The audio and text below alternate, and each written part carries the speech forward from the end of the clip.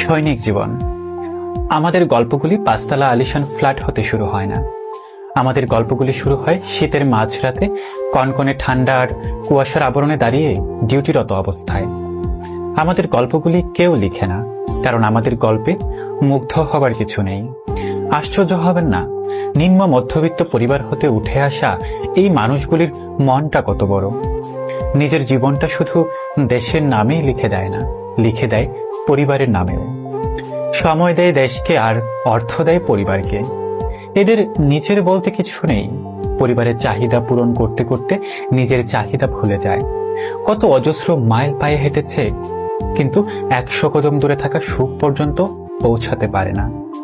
জীবনটা আমাদের একটা সংরক্ষিত গণ্ডির কাঁটাতারের আঘাত খেতে খেতেই শেষ হয়ে যায়।